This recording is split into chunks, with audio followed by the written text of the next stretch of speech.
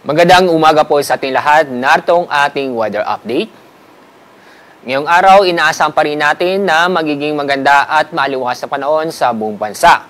Asahan pa rin ang malinsangan na panahon dahil panahon pa rin ng tag-init at naapektuhan pa rin tayo ng El Nino. Bukod sa malinsangan na panahon, may tsansa pa rin po tayo na makakaranas ng isolated na mga pag-ulan dahil sa localized thunderstorm sa bandang hapon o gabi. Sa Metro Manila, aabot pa rin po sa 37 degrees Celsius. Sa Tuguegarao po, aabot po ng 38 degrees Celsius. Sa Lawag, aabot po ng 34 degrees Celsius. Sa Baguio, 26 degrees Celsius.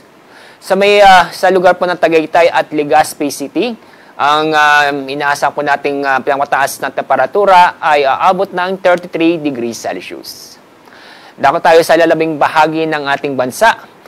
Sa Puerto Princesa at sa Calayan Islands, aabot mo ng pinakamataas na temperatura na 33 degrees Celsius. Ganun din po sa Iloilo, na aabot pa rin o inaasahan pa rin na aabot ng 33 degrees Celsius. Dako tayo sa Zamboanga City. Mataas po ang temperatura matatala na aabot ng 35 degrees Celsius.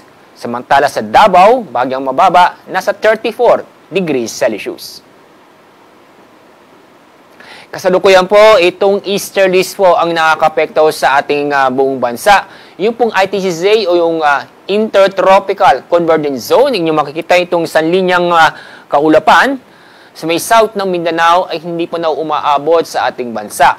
Pero, pagdating po sa weekend, bahagya pong kikilos, pahilaga at maapektuhan itong southern part ng Mindanao. At kasalukuyan po, wala po tayong binabantayan na low pressure area o bagyo sa loob ng ating Philippine Area of Responsibility at yun din po sa may Dagat Pasipiko. Kaya sa ating 3-day weather outlook, sa mga lugar po sa Luzon at yun din po sa Visayas, inyong makikita na patuloy pa rin na magiging maganda at maliwalas sa panahon, asahan pa rin natin ang malinsangan na panahon.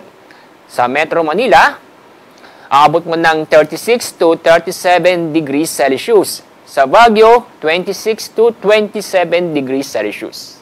Sa Legazpi City, 32 hanggang 33 degrees Celsius.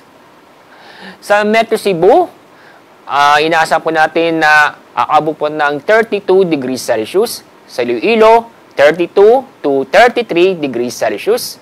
Sa Tacloban City, 32 to 33 degrees Celsius.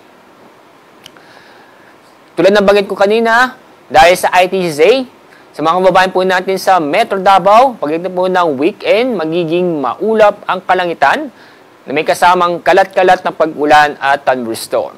Pero pagdating po ng Lunes, next week, muli po gaganda ang panahon, maliban lang po sa mga localized thunderstorm. Sa araw po ng Linggo, sa may Zamboanga City, dahil po yan sa ITCZ, makakaranas ng kalat-kalat na pag-ulan at thunderstorm. Ang araw sisikat mamaya pong 5:33 ng umaga. Ang araw lulubog mamaya pong 6:30 ng hapon. Yan pong ating weather update mula sa Pag-asa. Ako po si Alzar D. Aurelio.